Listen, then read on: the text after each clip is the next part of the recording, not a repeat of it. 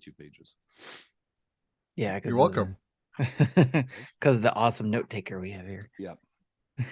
Are we ready, Jesse? We are. I hit the streaming button. I just need to verify. Okay. Looks like we're good. Okay. In 3, 2, 1. Welcome to Nintendo Dads episode 405, recorded on December 8th, 2022. On tonight's episode, we talk about the Game Awards 2022, the winners, the losers, and Al Pacino.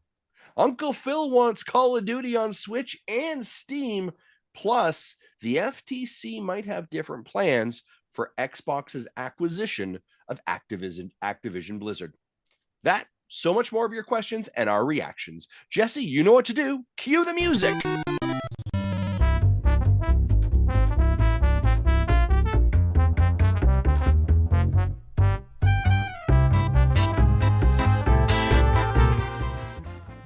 Hello, everybody. This is the Nintendo Dads coming to you live after the Game Awards show, like we ever do every year, but we didn't stream it. We decided to talk about it afterwards because Jesse would have fell asleep anyways. But anyways, I was Jesse, so how are you bored. doing? Oh my! How are you doing, sir? Are you doing all right? I'm trying to wake up before I go to sleep again. But right. yeah. So you're ready to go to bed. Justin's on drugs, and yeah. So That is true. That is true. How are you feeling, Justin? You feeling all right? Yeah, you know, I'm saying with the pre-show, I'm on the right side of it, but I'm still not 100%. My voice still feels pretty scratchy and pretty throttled. So I appreciate the fact that Tim, you're going to jump in the primary host seat and do a lot of the talking. But happy to be feeling at least a little bit better that I can actually podcast today. Don't feel like I got hit with a Mack truck. Right. So that was a nice change. And as everybody noticed, Marty isn't with us today because he had to go tackle the person who invaded the show, the Game Awards show at the end. He was there to handle security, so he took care of that person there that tried to, speak at the end there, if you didn't notice. But he'll be back with us next week, hopefully, and he'll have a story with us. But anyways, let's move on to the news, shall we? Let's do it.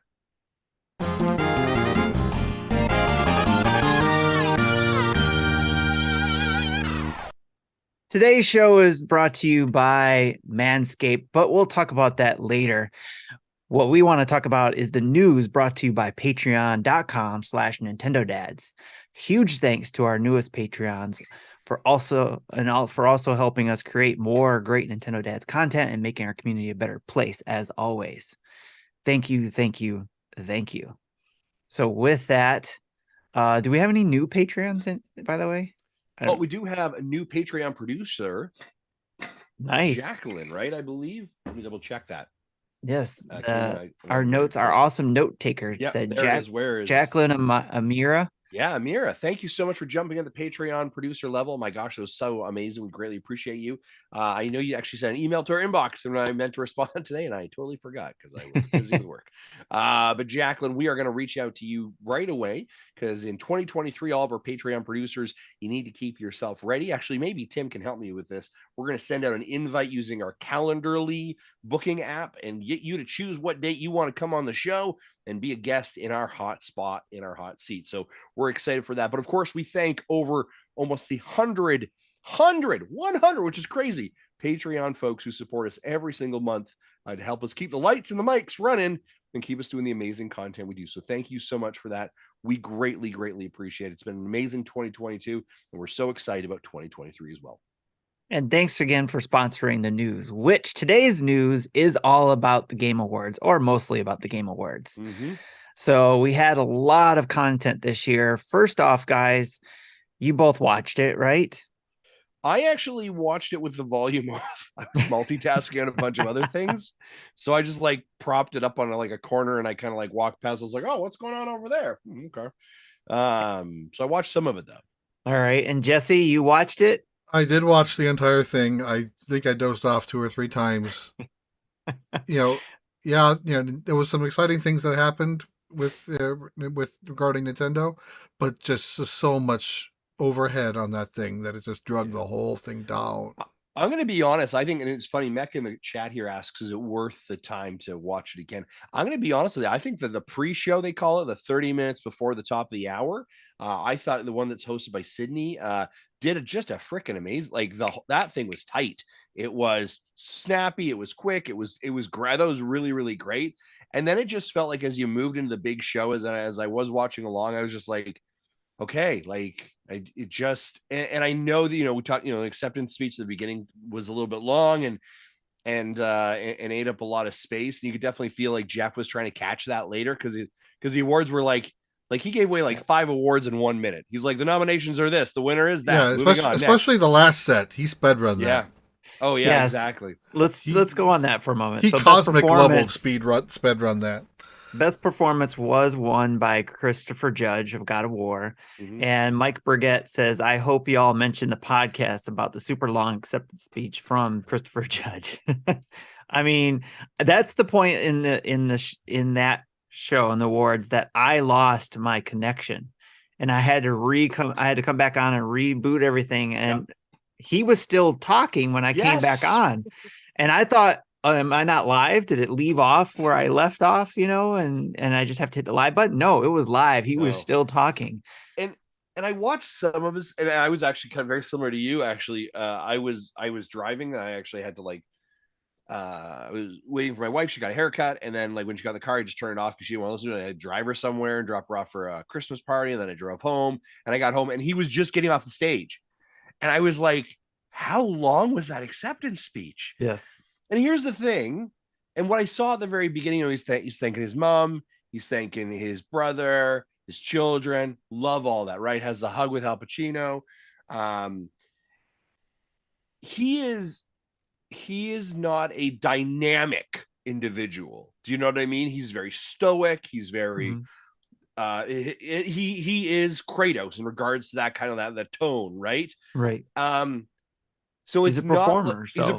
But it's not like an energizing performance. No. So it's the more of that dramatic performer type thing. Yeah, right. And so it's not like the crowd is getting hyped after that. It's not like they're like, yeah, let's go, right? Between that and Al Pacino not being able to read a teleprompter. It was awesome that he was there, but like, what bet did Al Pacino lose? Is my question. And I almost feel like it's like, hey, I'm looking to do something cool that my grandkids. It was between him and Robert De Niro. They had a bet, and he lost. Right, and they're like, well, you could do the Game Awards. My kids play the Fortnite. Let's go to. I don't do a good Al Pacino, right? Right. Yeah, I saw two tweets back to back saying that they hope it's Konami announcing Al Pachinko. Yes, that's pretty good. That is pretty good. Yeah. Yep. But that was something to have Al Pacino there, and I mean, he said, his kids play the games, and he watches. And I believe him. I believe him. For sure, I do. Yeah. So, but those are some pretty notable. That was a slow start. That was definitely a slow start to the show, and I was getting a little worried, but I watched it too, and decided, you know what? I had the availability. I was going to watch it with the community. Whoever was available to come watch it. I had lots of wonderful people stop in. John, from Dad's After Dark came in. Well, so then I know that conversation's a lie because John from After Dark is not a wonderful person. Hambone Johnny was there. Solo was there. Shannon was there. Mecca came in. People popped in when they could, and people left when they could. Ebiso was there. And yet you chose not to stream that? Is that I tried. No, joining. We weren't streaming because it was just. Let's put it this way: as a Nintendo gamer, if you're just a Nintendo gamer, if that's your console of choice, you would be bored the rest of that whole show. And this is why we didn't stream it, because we're a Nintendo main show, and we didn't want to deal with the copyright claims and that as well. So, but I thought, you know what? Still, the best part of that when we stream it is when the community comes in. So why not just do it in our Discord? When you're, when you have access to the Discord, you come in and you can join in just like you would on a dinner table or something, and you come hang out. And we were all just chit-chatting about what was going on. Yeah. With that being said, me not just having a Nintendo, I feel blessed that I have a couple systems that I can play on. So I looked forward to watching all of the new trailers and all that kind of stuff.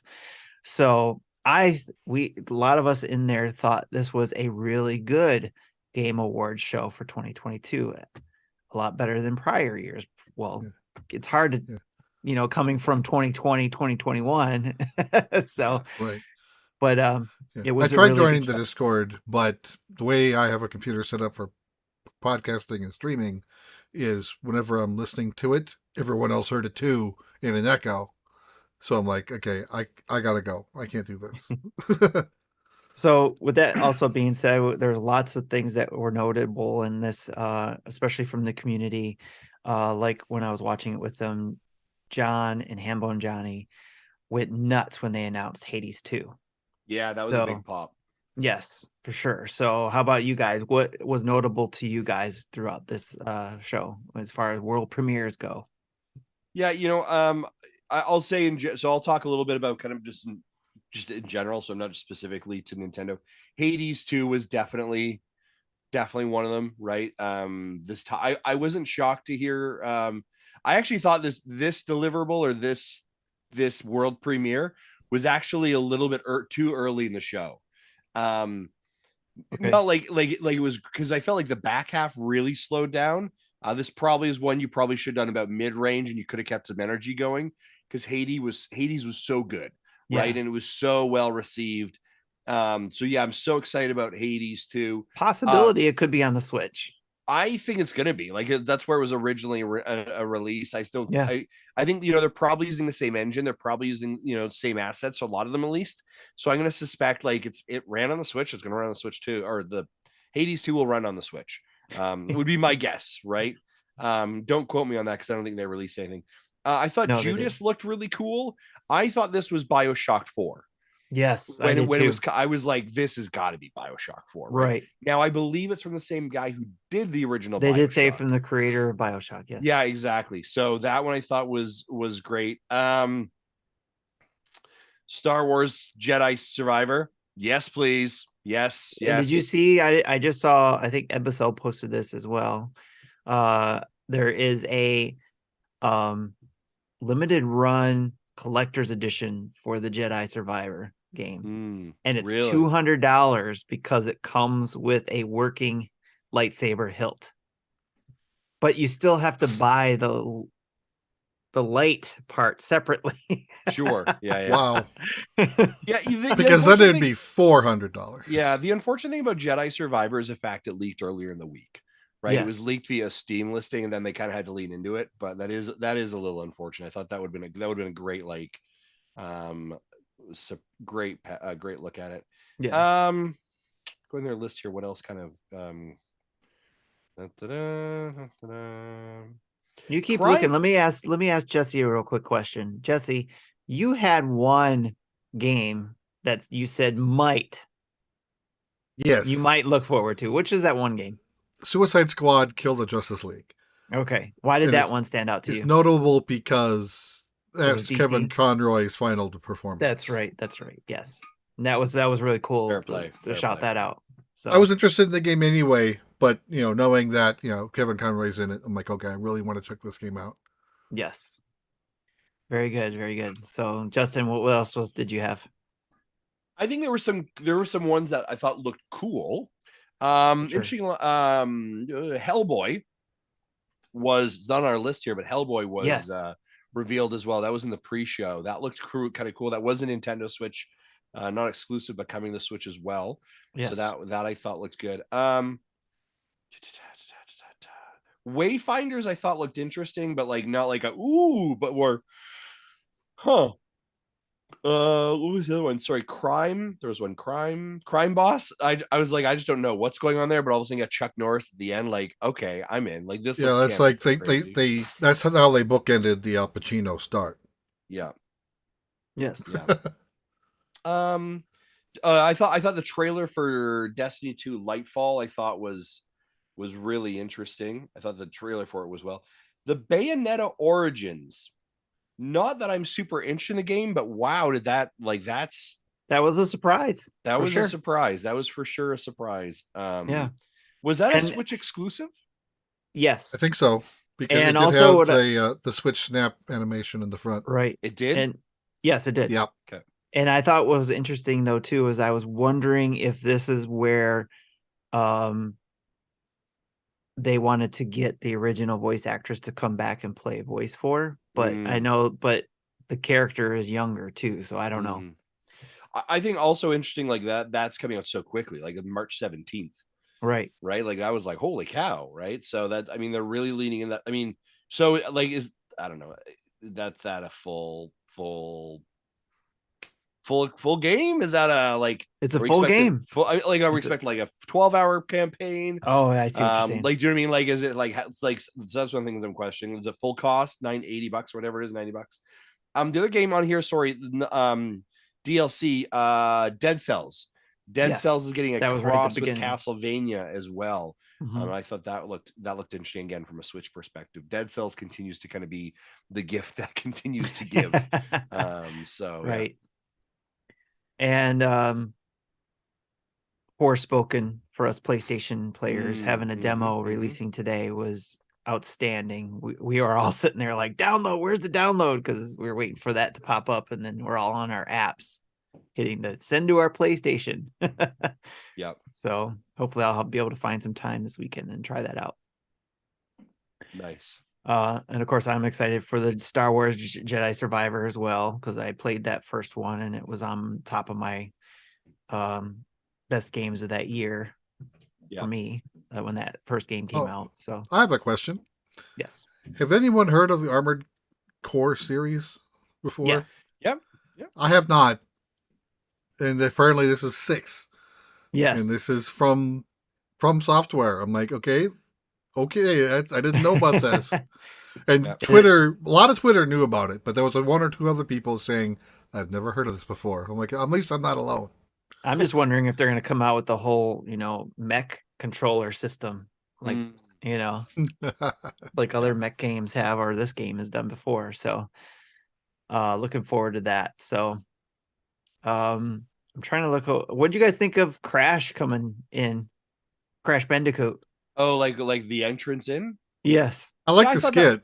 I'm not interested in the game. Yeah, I think they do. I mean, it's definitely a callback. Yeah, I mean, they've been doing that for a little bit, I think, since they've kind of tried to bring back Crash. But I mean, for those of you that lived in the 90s that remember him in front of the Nintendo office with his bullhorn, hey, plumber boy. Like, I think they do great. They do great by that. I don't think this was the game that people were wanting Crash to be. I think they were hoping for a Crash 5, and this is like Crash Team Rumble or something like that. Yeah. Not exactly sure what system I think it's coming out on, but everything except for Switch. Everything but Switch. Yeah. Oh shoot, I'm sorry. I forgot. Yes, Ink Goblin reminds me. Earth Sword from the people who made Celeste. Yeah, I forgot about that one. Yes, Celeste. But that follow up. It's till 2024 again, right? So there was a few of those that are like 2024, which means it won't be till 2025 probably. So just add another year to whatever year the game was announced. Just add another year. Yeah, I think Victor Lucas tweeted, so many games coming out this year. I'm like, yeah, half of them will slide. Oh, for sure. Right. You mentioned 90s just a moment ago with Crash Bandicoot. One other game that I'm interested in is Crime Boss, because it's set in the 90s as well, with a lot of movie people in the game. Like some of the I can't even remember some of the people in there, but I think Kim Basinger. Yeah, Kim Basinger was one. But it was set in the 90s, so I thought that was pretty interesting. But it looked like a GTA competitor. Vanilla Ice. Like Vanilla Ice, yes. Vanilla Ice and Chuck Norris. That was the other one, yes. It's like, Jesse, are you able to share? Do you have it so that your Switch is shareable to be able to see right now as well on our screen? No. Screening? No. Okay. My Switch is. That's okay. Oh yeah, Danny Glover plays a character named Gloves. Yes. Yeah. I'm looking in the actual Nintendo Switch eShop right now, and that Bayonetta Origins is already posted to pre-order, and it's posted at a full $80. So it is a full game for sure. And that's So Canadian 60 for funny us. money. Sorry, 80 Canadian. Yeah. I apologize. That's correct. But I think one of the reasons when I look at this, I mean, it looks more 2D than it does 3D, Yes. right? It looks like It's a kinda- very kind of Yeah, it kind of looks like it plays style. like Diablo, and then Diablo 4 was announced as well after it Yeah. leaked. Yeah. Yep. So, and then I think, we also saw the Super Mario trailers. I thought those looked really good. The clips. The clips were really good, I thought. World were premiere great. clips. Yeah. More of those, please. I thought those were fantastic. Those were fun. Yep. And speaking of while you're in the eShop and stuff, just to reiterate that there are some Game Awards sales going on. So if you want to check those out, some end today, or as you're listening to this, or some end very shortly if it hasn't already ended. So make sure you grab what you can if you haven't already from the other sales from like Black Friday and all that. Yeah, they have if you're in the eShop, it is and again, this is the North American eShop. It may be different in any other regions as well. They have a top section that is critically acclaimed partner sales. And so as you scroll through, I'll scroll through that as notables for you folks. Hades is in there, by the way. So if you haven't picked up Hades, that would be a great one to get in there as well. Okami HD, Monster Hunter Rise plus the Sunbreak DLC is 38% off. Hollow Knight's in there. Doom Eternal Deluxe Edition is 75% off. Regularly $120 for 30. Undertale is in there. Disco Elysium, the director's cut, is 50% off. Celeste is in there. Stardew Valley, Portal, Ori, Spelunky. What is this? Untitled Goose Game is in there. What Remains of Edith Finch, Diablo 3 for 50% off, Katana Zero, Bastion, as a matter of fact, right? So if you haven't played Bastion, these are the same people who made Hades. It is 80% off. It is $3.50 Canadian. That is a no-brainer. Add it to your backlog. Yeah, like $2 here. Yes. Yeah, Death's Door, Hyperlight Drifter, Chicory. So there's some massive. Carry On is on here, which I think was one of your favorite games recently, Tim, from a couple years ago. Yep. Actually, Disco Elysium, I'm really considering. It's 50% off. I know that was a big game that you liked, right? You liked Disco. Yeah. It was Bastion's $2.99 here. Yeah, Disco is definitely one where it's not fast paced. So if you're ready for that type of game, keep that in mind. It's going to be more slow paced RPG ish type. Yeah, game. I'm looking at this. This is not a adjusting game. No, definitely not adjusting game. All right. Yeah, there's a lot of games in there on sale. So I also have my eye on Final Fantasy 16, but if the combat's still the same as what they did with 15 and 7 remake, not even going to try it. Okay. Yeah, that's fair. All right. That makes sense. Final Fantasy games always look awesome, but I know I've learned my lesson in staying away. Yeah, they're fun to watch someone else play, but they're not. I don't enjoy playing them. Right. They're beautiful looking games too. So especially when they get through all their kinks after release. Like your Dreamer says, it'll be the same combat. So, okay.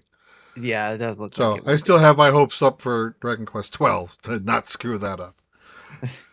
All right, so let's jump right into some of the winners here. So the big winners between Elden Ring and God of War. So Elden Ring won Best Art Direction, Best Game Direction, Game of the Year, just to name a few. So what do you guys think? Was it deserving? I haven't played it yet. I own it, Elden Ring, but I haven't played it yet.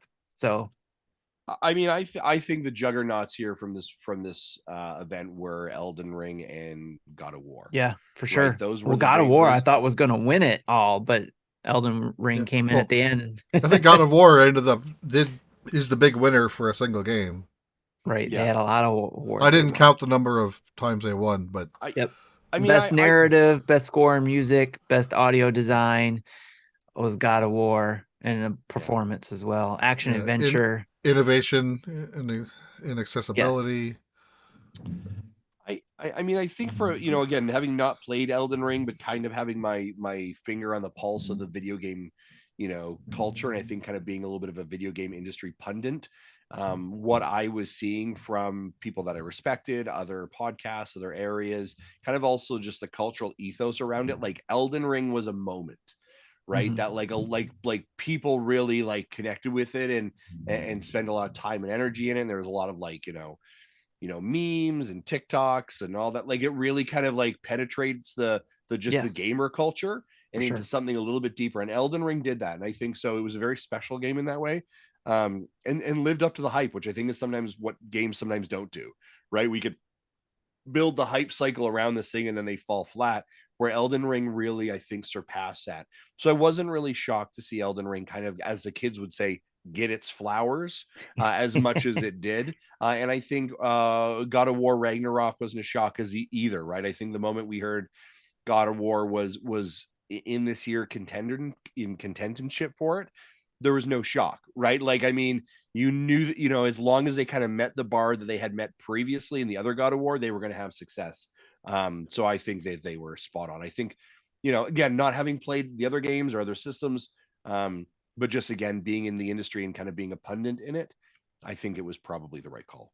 Yeah, this reminds me of a meme I saw the other day where it has like two of these screaming mad idiot memes saying, God of War fans and Elden Ring fans are screaming at each other about who's going to win the game of the year.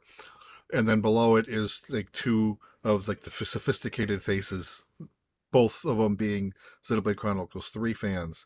And they're like, yeah, Xenoblade Chronicles 3 ain't going to win. And he goes, nope, they're not. No, I mean, I think it was one of those, like, it's nice to be considered in there. Right. But like, I mean, I don't think it was they definitely had a better chance to win best score than game of the year.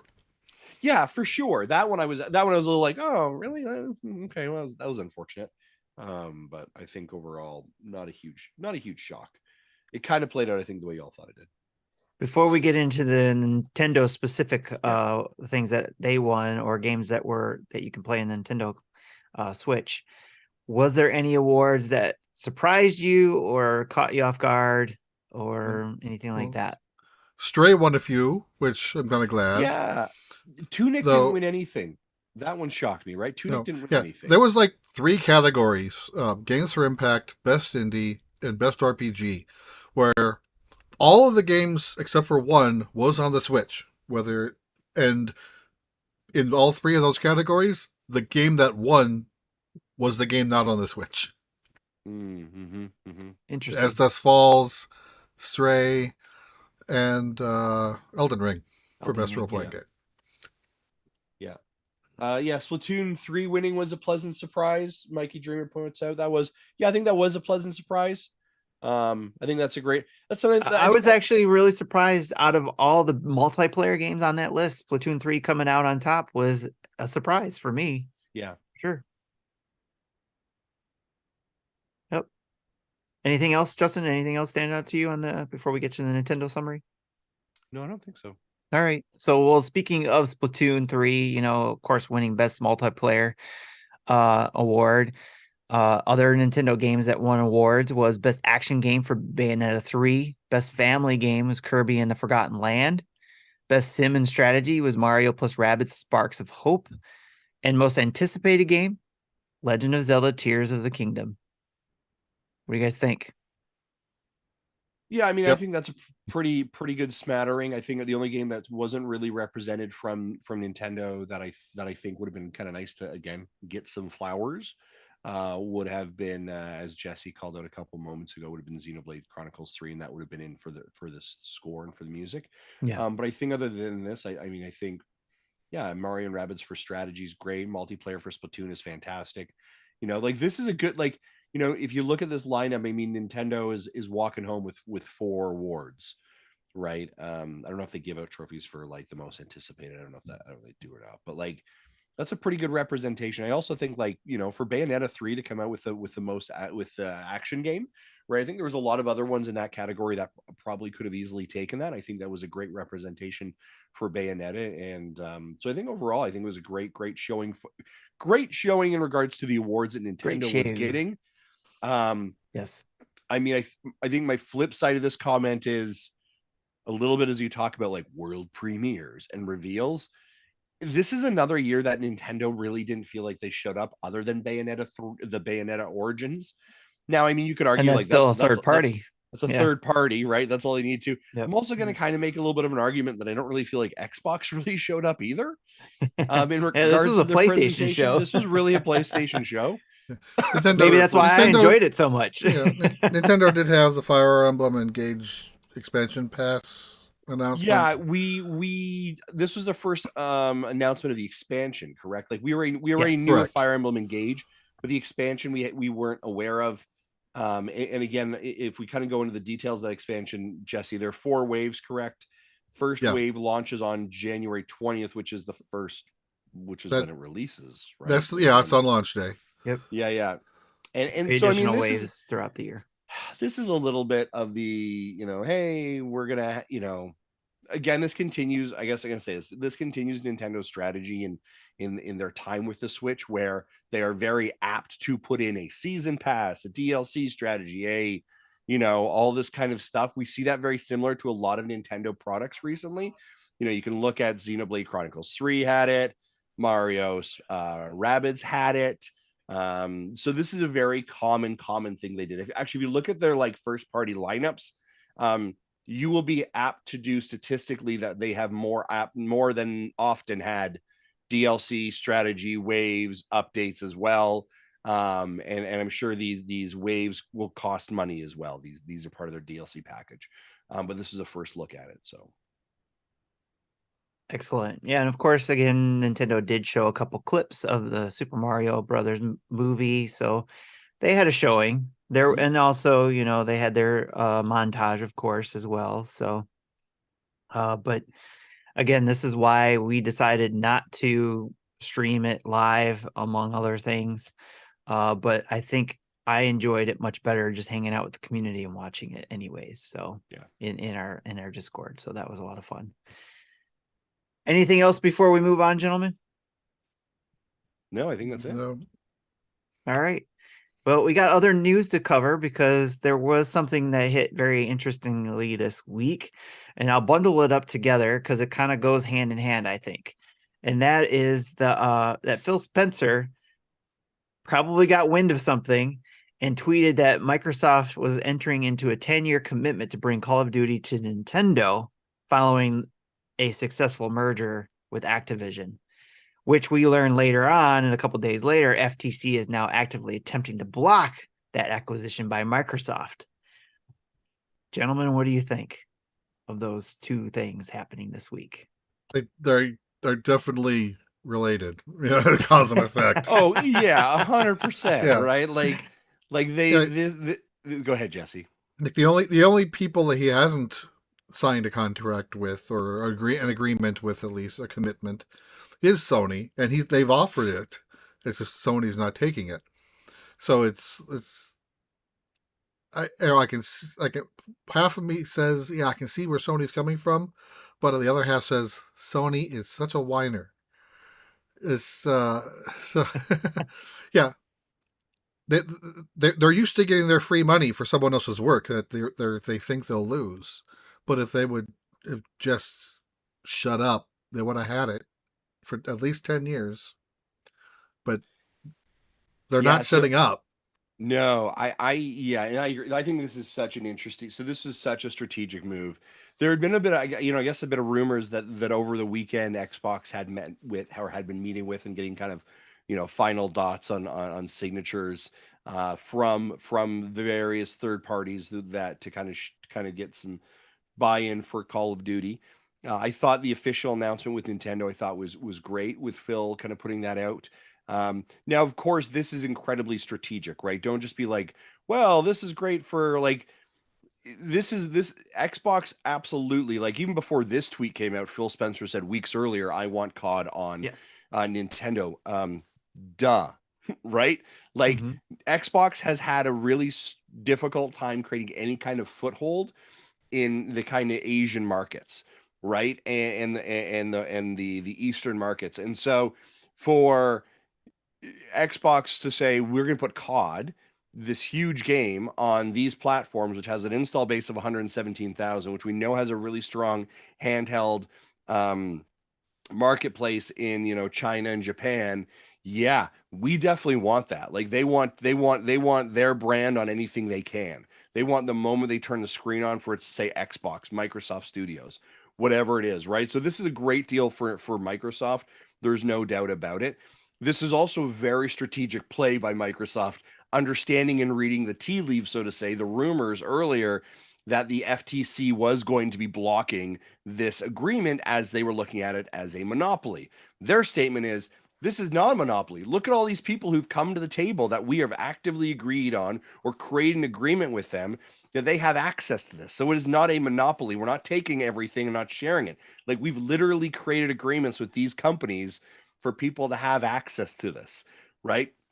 I mean, yes, COD is kind of the Trojan horse, right? Like, that is the thing that everyone's kind of putting their stamps on. And yes, of course, we want it to go through for COD, but everything else under the Activision Blizzard umbrella is critically important to Microsoft as well. You don't think Overwatch makes them a ton? You don't think Diablo's going to make them a ton? You don't think Candy Crush is, like, all of those are important, but the king jewel in that everyone's putting on their crown is COD. And so COD is now kind of becoming this center point for why this shouldn't occur. So for Phil and his team to really already create the agreements, like, these are not just like, yeah, I think it'd be a great idea if it came to Nintendo. Like, no, we have an agreement. Like, there is a legal document somewhere signed by Doug Bowser, Phil Spencer, and it says something about Call of Duty coming, and it's ready. This is Japan. It was Japan. They got this went up to NCL. Yeah, sure. Would have went to NCL. So it's like the paperwork signed, and whoever it is over in Steam, the paperwork is signed. I love strategically. There was a tweet following this from Phil, and you can look for the retweet from the president of Xbox, which was, anytime Microsoft wants to come to the table and negotiate with us as well, anytime PlayStation wants to, Sony wants to, they're more than welcome. We've already offered the same agreement to them. They're choosing not to take it, right? So I think that tweet coming out 2 days before the FTC says no, these are billion-dollar companies. These are not just like Phil Spencer drunk tweeting, right? Like, these are these are strategically positioned communications and notes, so that the next day, you do that at 9:00 at night. The next morning, the headlines on major publications are, it's coming to COD is coming to Nintendo, they have agreements, so that the narrative by the next day, when the FTC is starting to vote and starting to have these conversations, or they're already having closed door meetings with the FTC, we've already got these agreements. We're playing ball. We're being proactive and wanting to make sure this occurs. These were very strategic. I think it was such a great move for Xbox. I think a great move for Phil. I think it could be a great move for Nintendo players as well.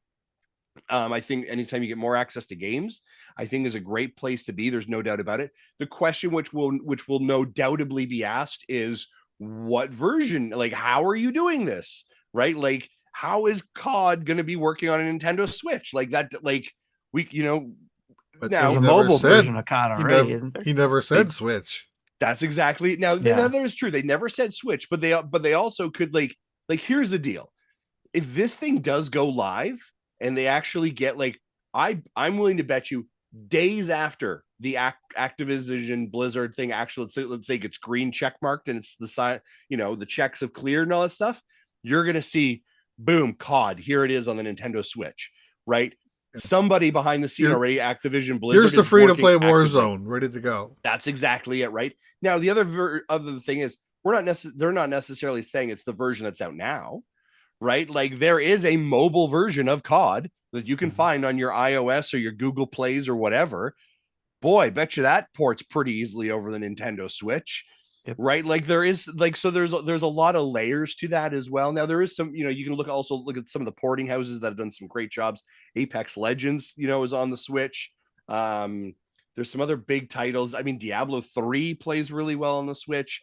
The Witcher, right? We have some of these big title games. Well, nothing that's pressing. And the Ori games, which are from Microsoft. Ori's a great example. The other part of it, I would also argue, Cuphead. The other thing I'd probably argue that people would not like me to say is, they also didn't say it'd be native. Correct. Oh, Stadia and Google Cloud Gaming. Yeah. It could very much be an X Cloud Gaming through a port, blah, blah, blah, right? Because we know that Nintendo has a history with cloud gaming as well. There's a lot of variant ways to do this. There is no yet terms and conditions or exactly what it is. That was not outlined in the communication we've been provided, obviously, but it'll be very interesting to see what ends up happening. When I saw that tweet from Spencer, I looked at the thing over 3 or 4 times to see, is this legit or is this just a troll with $8 to get a check mark? And yeah, I did the same thing as well, actually. I was like, and no. Then I saw a tweet from Neil Ronahan, and he pretty much has said the same thing that I went through, and I did the same thing you did, Neil. yeah.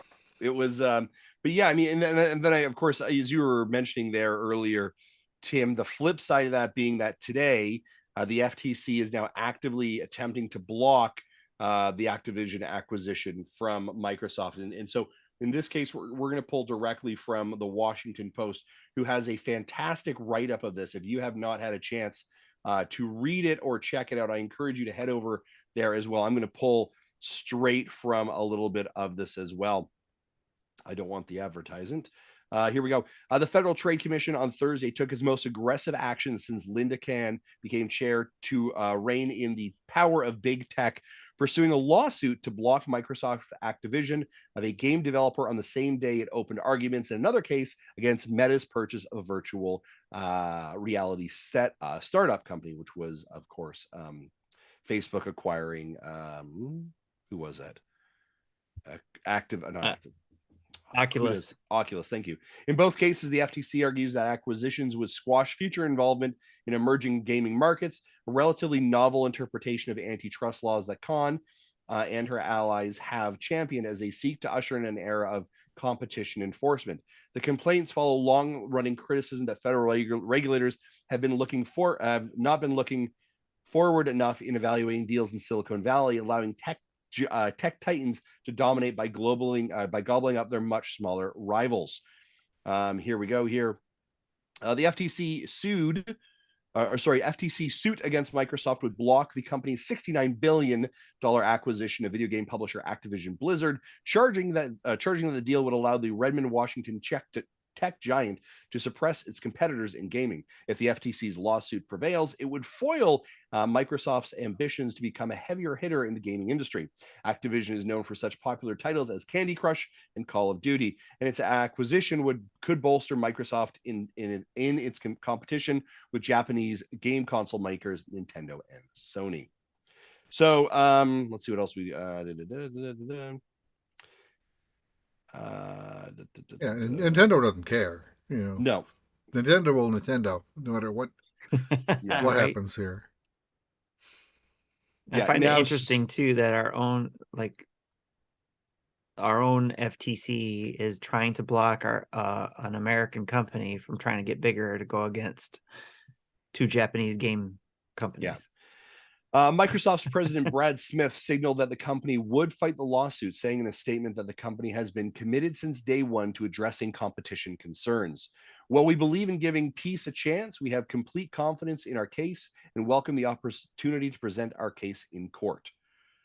So that is a great one. This is another great commentary here. Since declaring its intentions to buy Activision in in January, Microsoft has announced policies and arrangements intent to show regulators that the deal would not give it unfair advantage in the gaming market or harm workers. On Tuesday, as it was apparent the agency was nearing a decision on the deal, Microsoft announced that it would bring Call of Duty, COD, the franchise, to Nintendo Switch, a rival of Xbox. It previously had said it would make those games available to rivals Sony PlayStation as well.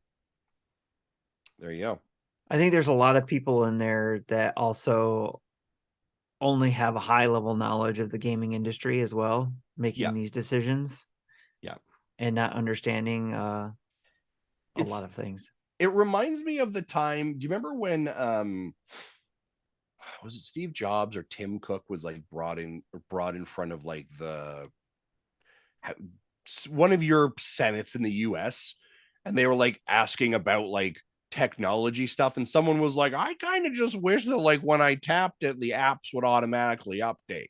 How do I do that? Like it became an IT tech call for your grandpa about how iPhones work.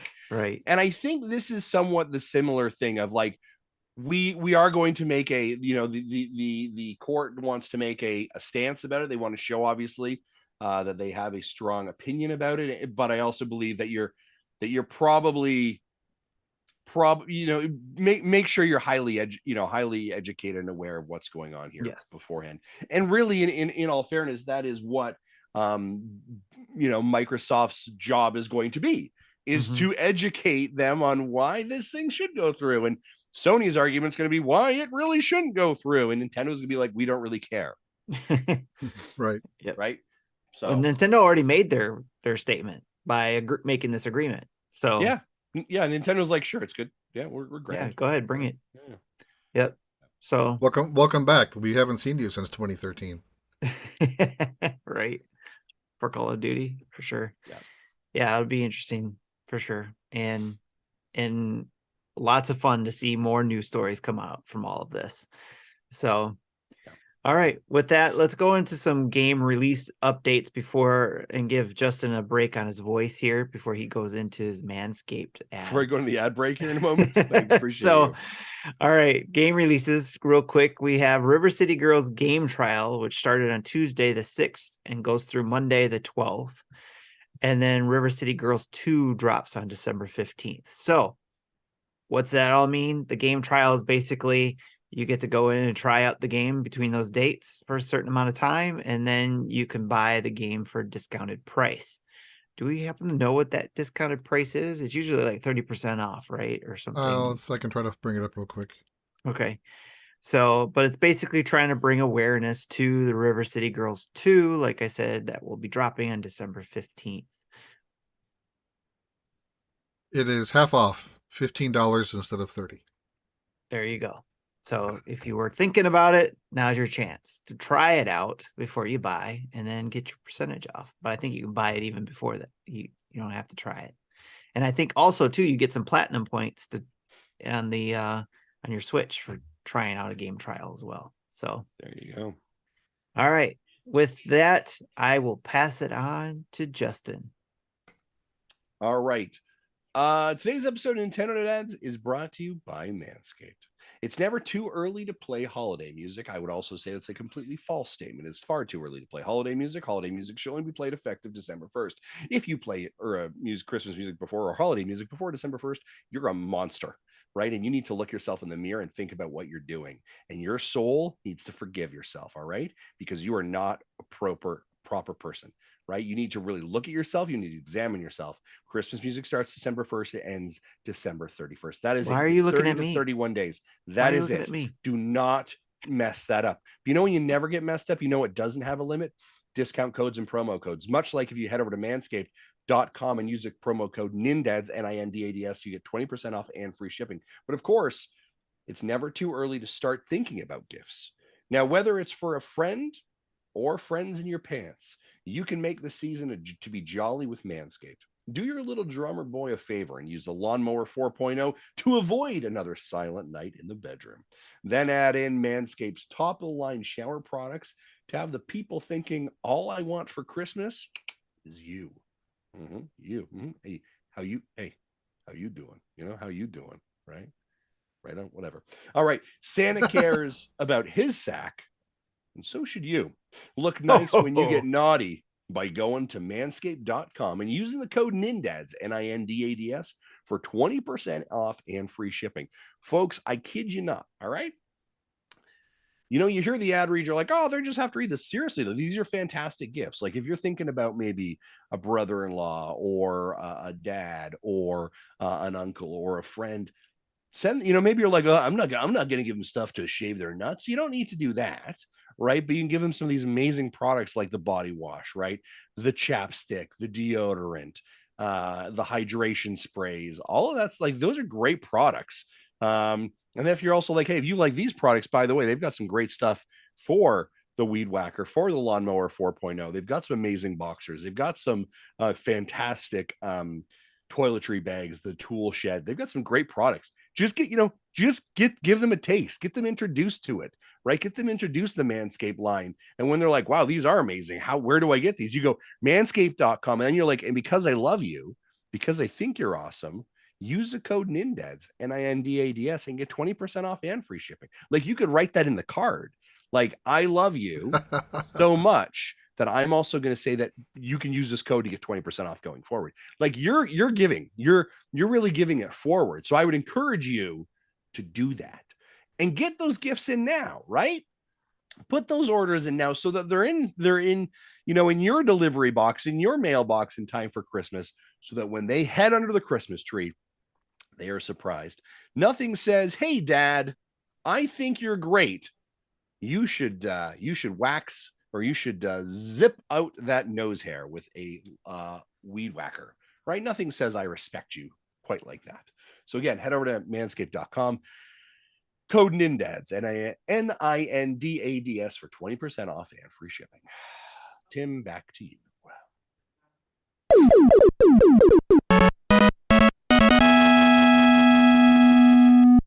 On to our events. We have our upcoming Discord community events going on, which if you're listening to this podcast on the day it launched, tonight is our dinner table. No, I'm sorry. That's next Friday. I'm ahead of myself here. Next Friday is our dinner table. And also this coming Wednesday is our breakfast table. So we got it, one right after the other. We got this coming Wednesday, December 14th at 9 a.m. We have our breakfast table. Then Friday the 16th at 9 p.m.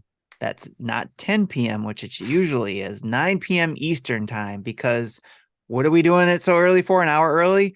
So Drew can join us possibly. Yes, Drew from the Dads After Dark show will hopefully join us, because we all want to start talking about the gifts we got. And hopefully he keeps his pants on. With the gift exchange that we had, that the Dads After Dark show took the lead on and when are those supposed organized? To be mailed out? They're supposed to be mailed out by the 11th. Cool. So, but if you happen to get yours, you can start sharing. So in other words, you got 3 days, dude. Right on. Yeah, get them out so that the people who get them can come join in on the Friday Discord, and maybe we'll even share it. If you can't join the Friday night Discord at 9 p.m. Eastern time, you can join that Wednesday, 2 days before, December 14th at 9 a.m. Just tell your boss, hey, I got this important meeting I have to go to at 9 a.m. Eastern time. It's very important. So you come join us and share the gifts that you got then, if you'd like. So very important meeting, very high level. So, but in order to join the table, you have to be a Twitch subscriber or a Patreon subscriber, because you have to be one of those in order to get into our Discord. And that's where we hold our dinner tables and breakfast tables. What I think you're confused about is, dinner table's not until next week, but tomorrow you are going to be live with ChrisHL continuing his Zelda 2 run. Yes, that's what I was thinking of. Yes, tomorrow night is a run. Thanks for reminding me too on that. We do finish up the Zelda 2 run that he started. Was it a couple weeks ago? Yeah. Mm-hmm. So, and that was to get to his extra life goal, which I believe he got. I think he got to reach his goal. Yeah, he got it, and then we started plugging other people. So we're still trying to get those other people to their goals, or just our overall goal of $11,233. We still have till the end of the year to do that. So, but unfortunately, prizes are cut off for that. So yeah, we're going to be drawn for those right away. Yep, I'm working on that this week. I was hoping to do it earlier this week, but work clobbered me. So, and plus I wasn't feeling well either. So, but I have all the gifts now, all the prizes from everybody. And we'll be putting together the prize list and then drawing names.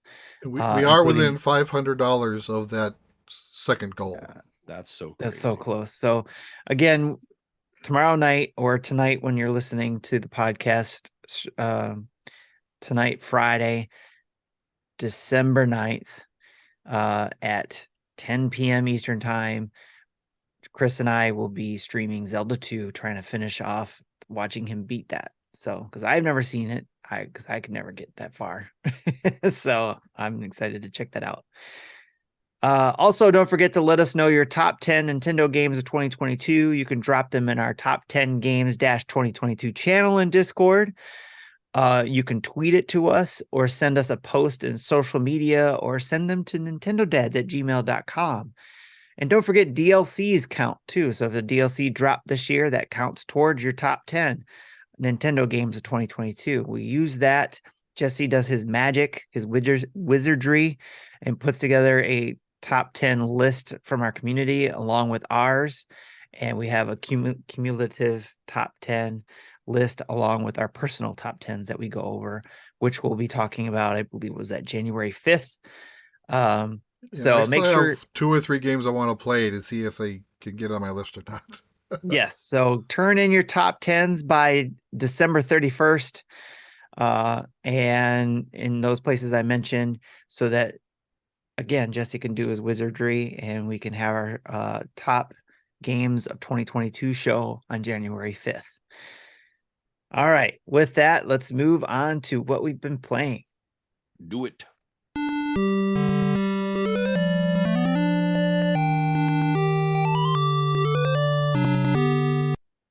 All right, Jesse, what you been playing, sir?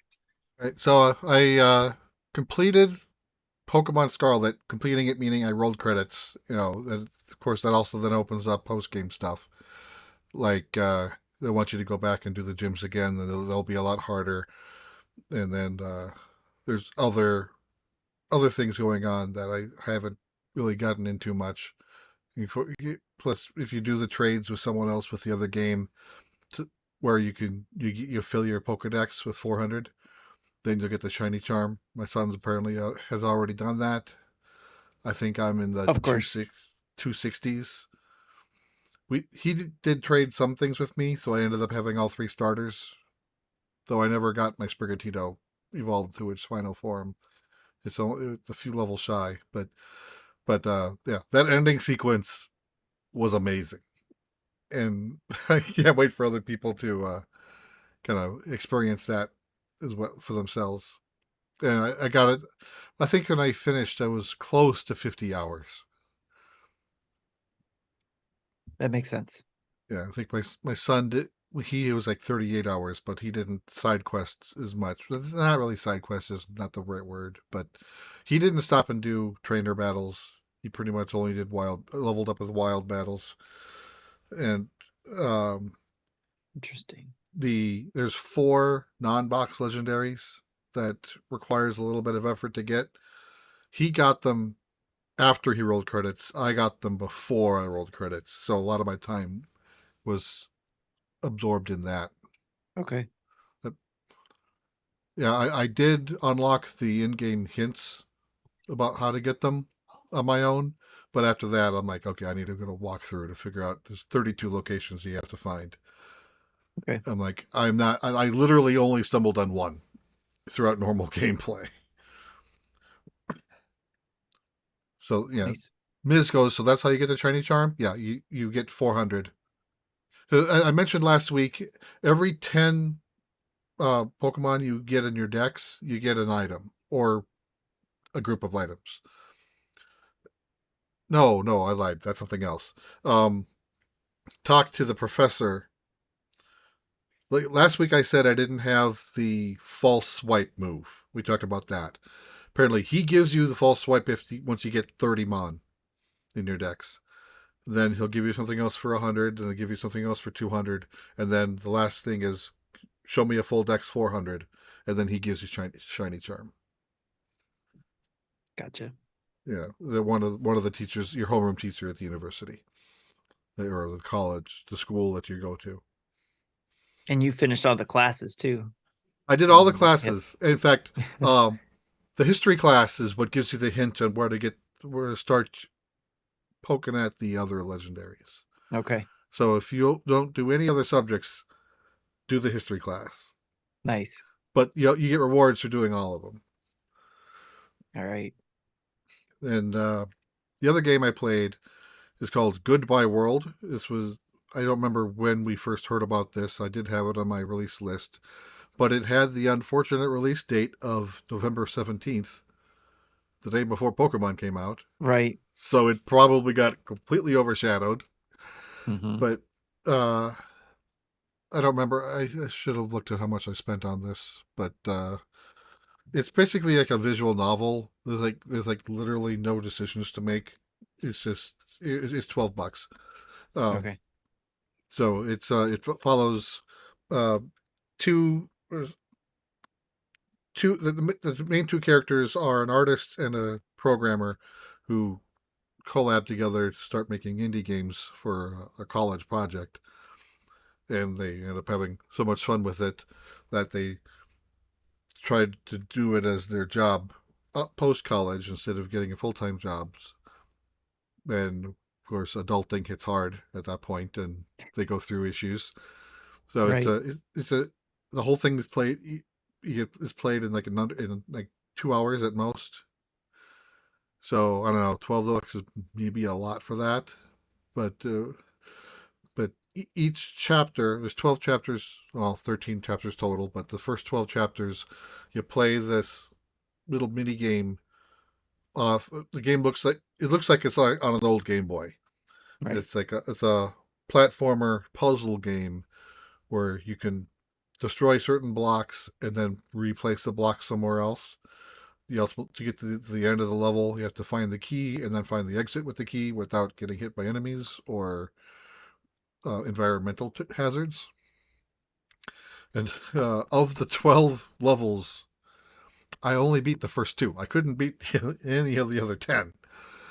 So, but once you've finished the game, it opens up access to that game as if it was its own game. You can just play all the levels in order, and you get extra lives for finishing the level with stored rocks that you collected and didn't place. And you probably need them for the later levels because I couldn't figure out most of the later levels at all. Some is like I probably could have figured it out if I had more time, but when you're playing it the first time, you only you play it through your 3 lives, and then the story continues, or you beat the level and the story continues. So it's not required to be good at that game. You can just suicide her self-destruct 3 times and keep going. But you get access to that game at the end. But it's a cute story. I liked it. I liked the art style. It's kind of like 8-bit, 16-bit ish graphics. Good. I like some good animation, simple animation, but still I liked it. So give that one a Yeah, that look. one caught my eye too, but it's on my wish list. Yeah, but other than that Game Boy ish game, it's just like a visual novel. There's like Okay. no options to do. It's just you sit there and read their story, which is fine. Nice.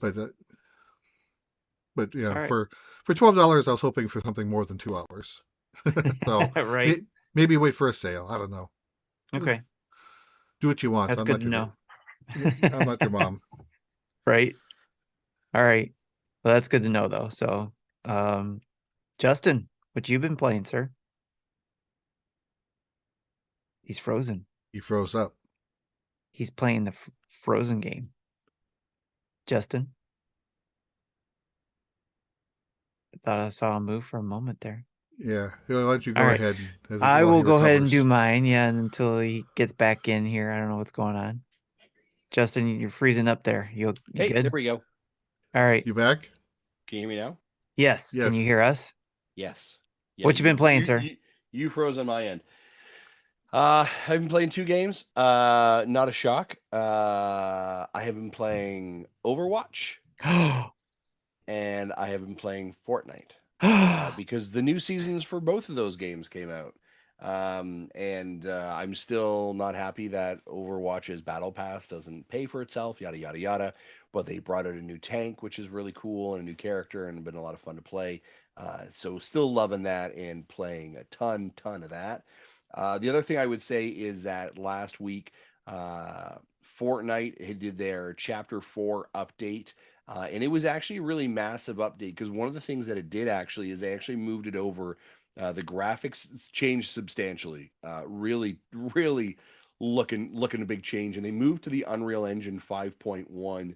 And it really kind of created a nice stylized graphical look to the game. Not that I mean fundamentally everything's different, but like you can tell, like it did definitely. They did a lot of work under the engine in the hood. They've also done a lot of new things this season. It's a brand new map. The whole thing is brand new. So lots of new POEs, POIs to find points of interest. They have got these new kind of abilities that you can engage and add to your character. That gives you kind of like you can run fast or your reload time is less. And so I can't remember what they're called, but those are pretty cool new functions as well. They've got this Do they like call them hammer. quirks? No, they have this like Okay. hammer that like you can hit the ground, you can like launch and spin around the map, which is really neat. They've got motorbikes in there, just a ton of really cool options and features that they've kind of added. It kind of just continues to make the game feel fresh and new. Miss says Um, augments. yeah, augments. Thank you very much. I appreciate it. Yeah. They've got some. They've got the Doom Slayer guy or Doom guy is in there as one of the characters to unlock. I think a battle pass to level 30. And the Witcher is going to be coming in later this season as well. So just when I thought I was out, they pulled me right back in. Yeah. They do such a great job of that. Yeah. My son got jumped back in a bit on this game because apparently there's a separate mode where you play Deku from My Hero Academia. And Okay. and kind of like the more you play, the more quirks. Yeah, they call it quirks in that show, for abilities that you get able to unlock and use in future plays through of that mode. But I don't think that carries over into the main game. Yes, Yeah. So Sammy was playing saving money for a game. I don't remember which game it was, but he decided he had to spend his money on getting a battle pass plus the bonus levels that you can get to 25 or whatever, Sure. because he Yep. Yep. wanted Yep. Doom Guy. He wanted Yep. Doom Guy. He was like all over that. You know, I would. Yeah. It's I don't know. It's a ton of fun. It's just Yeah. fun to jump in. I've it's been that season's only been out for just about a week now. I think I'm already cracked at like level 13 or 14. Yeah, so I will Nice. easily finish it. And also with Overwatch too. I mean, they're going to be going into it's the winter season, so there's going to be events and all that kind of stuff. So lots of opportunities to kind of continue to get in there. I will say also non Nintendo related. Not too long ago, I started playing Deathloop on the Xbox. Oh, that's a cool game. That's a real cool game. Yes, it is. So yeah, I've been really enjoying that one for sure. So I need to jump back into that. But my multiplayer online shooter thing has kind of been getting me going right now. Nice. Yeah. Very cool. Well, I've been playing Pokemon Scarlet as well, just a little bit on that one. I've been focusing some of my time on a couple games. Um, Yoku's Island Express, trying to finish that out for the Dad's After Dark shows, Monthly Mayhem for the backlog. So we'll see how that goes. Plus, I do want to beat Pokemon Scarlet, to keep that in the running for possible game of the year as well. We'll see. But I'm also playing SwordShip, which I did a game, a video on, which is out there. It is a fast-paced arcade shooter type game. Not shooter, excuse me. Fast-paced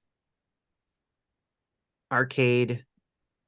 It's not a shmup because you're not shooting anything, but basically what you're trying to do is you're in a water world type environment, dystopia, where you are a ship that glides on water, and your job is to collect shipping containers that can either help you get further into your scores or help other people in this world by giving them the contents of the container.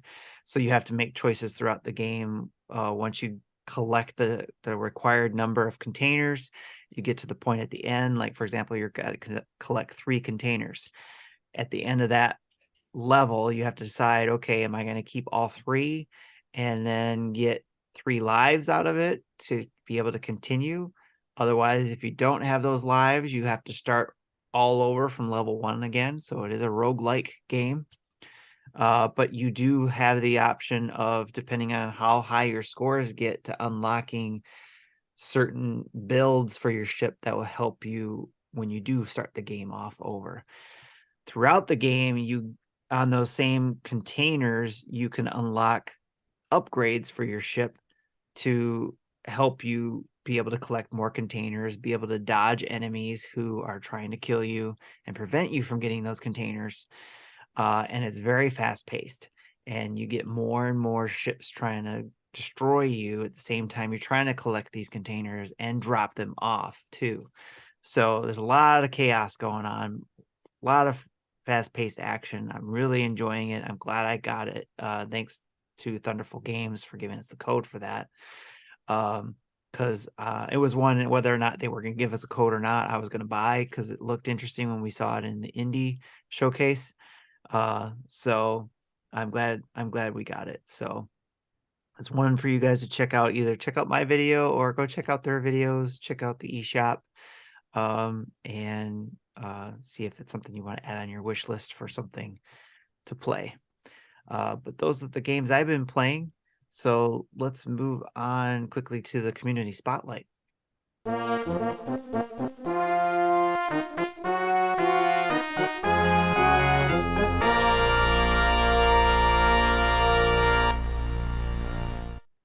First off, thanks to everybody who's been stopping by to our chats in the streams while we're doing the recording of this. Shout out to Mecha Dragon and Miz, and let's see who else came in earlier. Red Dillard, the Snack Network stopped by. Hi, shout out to those guys. Fontez stopped by. Mikey Dreamer, and let's see, Malik JC. So thank you so much for stopping by. I know we started off late because of the award show, but we felt this was a better option to do. So thank you again for stopping by and hanging out with us. Also, on another note, we have our Extra Life donations that we are going to be drawing for prizes for. So be on the lookout for emails from the Nintendo Dads email, possibly from tim@nintendodads.org, or just nintendodads@gmail.com. One of those two emails will be reaching out to you if necessary to let you know that you want a prize, and be on the lookout for it, or if I have any questions on where it needs to go if you want a prize, so or clarification. So we'll be drawing those shortly and be sending those out as soon as possible. So thank you for being patient, and again, keeping an eye out for an email from me. Also, our Nintendo Dads family of podcast spotlight. Again, don't forget about our other podcasts in the family of podcast, between Game Pass News, which is Nick and Sean going over all kinds of Xbox Game Pass information. It drops every Saturday. Check them out to give them a listen, especially if you're in the Xbox ecosystem. Dad's After Dark show, that's for after the kids are in bed and the wife is distracted. John and Drew get together and talk about video games and dad stuff we can't talk about on our family-friendly show, even though Justin tries to every now and then. So that drops every other Monday night with an occasional episode in between. So give them a listen. And then, of course, last but not least, Retro Logic shows, which has their own family of shows, which is the Retro Logic show, their main show for Dan, John, and Sam, where they talk about retro gaming, collecting topics, and retro games. And then John's On Topic Retro show, which is this talks about specific retro games. And then we have Adam and Liam. They drop their Retro Groove shows, which is talks about music from all generations and types. And keep an ear out. Somebody on the show was actually a guest on the Retro Groove podcast, so keep an ear out for their Christmas episode coming up soon. And then Film Logic is a show that recently started over there with Mike Eston and myself talking about film topics and the latest stuff that we've been watching. and it's endorsed by Brad William Pitt, by the way. So, so take a listen to all those different things, all kinds of stuff to listen to, with hopefully some of your interest. And if you have any interest in a show that we don't have, but our dad who would like to do a podcast, we need a PlayStation 1, for example. Come on. Who's going to run a PlayStation 1? Come talk to us. Let us know, and we'll figure out what we can do. But anyways, go to NintendoDads.org. John's been doing one about quarterly. Yes. Go to NintendoDads.org to see all the Nintendo Dads family of podcasts, Spotify feeds, or go to your favorite podcast app and subscribe. You can also find all of them on Twitter, Twitch, and or YouTube. Give them all a follow, please. But also, you can also go to their different social media feeds, also learn about the different contests they do, which, like the Dads After Dark show, they just wrapped up their now I'm forgetting it because I deleted it off the notes, because they're ending their stuff. So they're going to read. Yes. Thank you. Bounties. They're ending their bounties, and they're going to be doing new stuff when they launch season 4 next year. So keep an ear out on them. Game Pass News just relaunched their achievement hunters. So keep an ear out for them and what they do with achievement hunters. Again, watch their Twitters, listen to their shows, and you'll hear all kinds of stuff on that. And don't forget, if you're in our community, there's still time to join in on the monthly mayhem. Beat your backlog. It ends on December 22nd, where you pick a game in your backlog that's over 1 year old that you've never touched. Exceptions made for Nick and Sean, apparently. But anyways, a game you never touched. You beat it, and you roll credits, and then tell your story about the game, why you had it, etc., and then give a short written review in our Discord and share it. And you may be selected by John or Drew for $15 in eShop credit, or you be a lotto winner and get $10 because they draw names for that as well. So lots going on in the community, including, again, in Discord or in our emails, where you can drop questions to us, like the question we got from Warren G. Akers via email.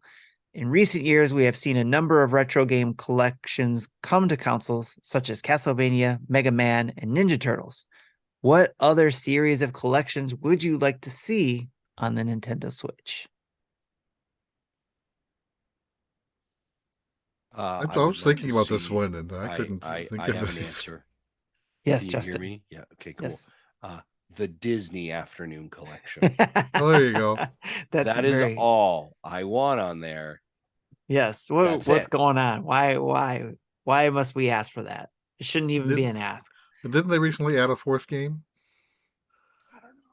I don't know. I it's not on the Switch. I don't keep track of it. No. Right. Jesse, did you have a collection that you would like to see on there?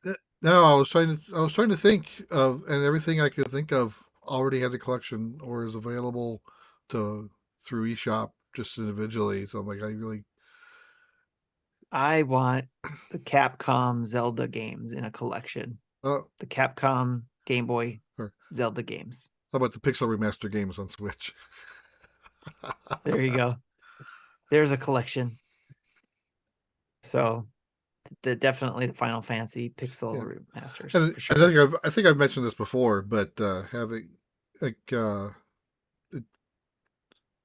Dragon Quest, 4, 5, 6 remade on the Switch, or at least re-released on Switch, even if it's just an upscaled version of the DS games. I would like that. Okay. That's a good collection for sure. If you have a collection you would like to see on the Nintendo Switch, let us know in the comments or in our Discord. Share it with us. Let us know what collection we might not be thinking of, because we'd love to hear it. Another question we have is from our friend ChrisHL, again, who I'm going to be doing a stream with on Twitch this Friday night. His question is, a better Lego game, Harry Potter or Star Wars? That sounds like a Marty question. Too bad he's not here. I haven't played any of the Harry Potter games, but I will always just say Star Wars. Yes. That maybe that's the next one they're going to work on, the big mega all-in-one, like the Star Wars saga one they did. Maybe there'll be a Harry Potter one. Nice, big, huge, all 7 years. all 7 years. Yeah. So when I that think- happens, then I think we should compare the two. Because right now, yes, I think Star Wars beats it since they redid the whole saga and all in the one game. I don't think I've ever played a Harry Potter Lego game, and the last Star Wars Lego game I played was like the original one on PS2. Nice. All right. Anything else, gentlemen, before we end the show? No. All right. Nope. Well, with closing, thank you to all our YouTube subscribers, our 6,566 of you that are subscribing to us on YouTube. Thank you, thank you, thank you. And if you have anybody else who's into this kind of stuff too, please share us so that we can get some more subscribers, because the ultimate goal is 100,000 subscribers, right? And world domination. And world domination. Yeah, but I mean, we can switch those, whatever. Okay. You know, Twitch over 1,392 followers, and thank you to the 18 Switch subscribers who also get access to Discord community and activities as well. Don't forget about that. See, Tim wants to get a play button to replace the belt when he loses it. Yes, I would love to be able to circulate that play button if we go there, because I know Justin keeps eyeballing that belt, and he just keeps. I see you looking over there. That belt's coming to the north, my friend. I see you looking over there. Anyways, also don't forget about 20% off your Manscaped orders with free shipping with the code NINDADS, NINDADS. Also, check out our merch store via nintendodads.org/merch, or just go to nintendodads.org and see all of our stuff there on our website, such as our latest YouTube videos, tweets, podcast episodes, links to all our social media, our Patreon page, the Nintendo Dads shop for Nintendo Dads merch, like I just mentioned. Or you can find us at most places like Patreon, Twitter, Facebook, Instagram, Twitch, and YouTube by typing Nintendo Dads. Or you can email us at nintendodads@gmail.com. Or you can call in and leave a voicemail at 92925-NINDADS or 929-256-3237. And before I end off, huge thanks to our Patreon producers again, RJ Kern, Skinny Matt, and Jacqueline Amira. Thank you for being our Patreon producer. Big thanks to OC Remix for the music throughout the show. Download from your favorite podcast app of choice. And don't forget, if they have a review system, please give us high scores, high reviews, like on Apple Podcasts for 5 stars. Anything less, we always go ahead and share, your 3-star reviews with Mega Dads. That's fine with us. We only accept 5 stars. But thank you for dropping a review and saying something and giving us 5 stars. With that, I'm Tim. This is Justin, and this is Jesse. And for an absent Marty, thank you and good night. Bye-bye.